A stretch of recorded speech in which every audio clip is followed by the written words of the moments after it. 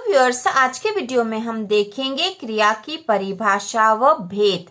तो यह प्रश्न महत्वपूर्ण है। क्रिया की परिभाषा और इसके भेद कितने होते हैं हमें पता होना चाहिए।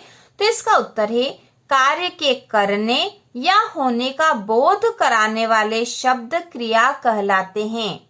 कार्य के करने या होने का बोध कराने वाले शब्द क्रिया कहलाते हैं। जैसे खाना, पीना, दौड़ना, जागना, सोना आदि ये सारे ही क्रिया शब्द हैं।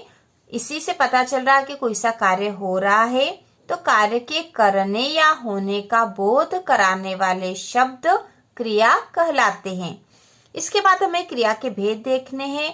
तो क्रिया के दो भेद हैं। क्रिया के दो भेद है। पहला भेद है सकर्मक क्रिया और दूसरा है अकर्मक क्रिया। तो सबसे पहले हम सकर्मक क्रिया को समझेंगे। जिस क्रिया का प्रभाव कर्म पर पड़ता है उसे सकर्मक क्रिया कहते हैं। जिस क्रिया का प्रभाव कर्म पर पड़ता है उसे सकर्मक क्रिया कहते हैं। तो ऐसे वाक्यों में क्रिया के साथ कर्म भी रहता है। इसका उदाहरण है वह रोटी खाता है। वह रोटी खाता है। तो यहाँ पे जो खाता है मतलब खाना है। खाना क्रिया है और रोटी जो है यह कर्म है। तो जिस क्रिया का प्रभाव कर्म पर पड़ता है उसे सकर्मक क्रिया कहते हैं। इसके बाद दूसरी है अकर्मक क्रिया। जिस क्रिया का सीधा संबंध कर्ता से होता है, जिस क्रिया का सीधा संबंध कर्ता से होता है उसे अकर्मक क्रिया कहते हैं। उदाहरण है इसके मैं गाता हूं। तो यहाँ पे गाना क्रिया है, कोई कर्म नहीं है। तो यहाँ पे इस क्रिया का सीधा संबंध कर्ता से है।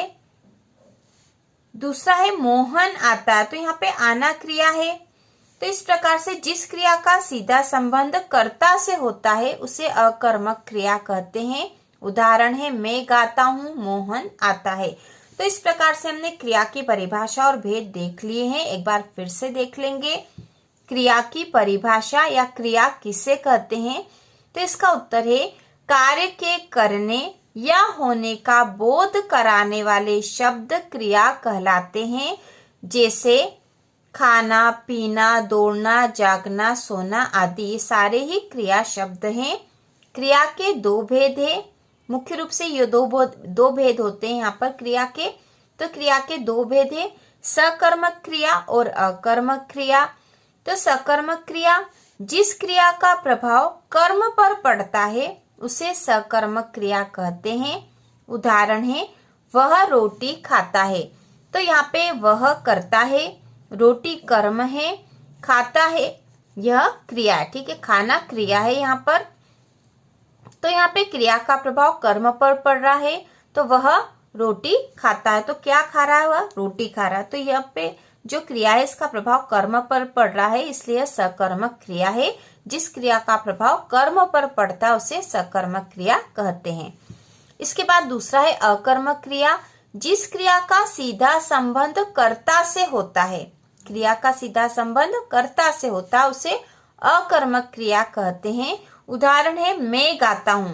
तो यहाँ मैं करता है, गाना क्रिया है। तो क्रिया का सीधा प्रभाव कर्ता पे हो रहा है, इसलिए यह अकर्मक क्रिया। यहाँ कोई कर्म नहीं है, कर्ता है और क्रिया है।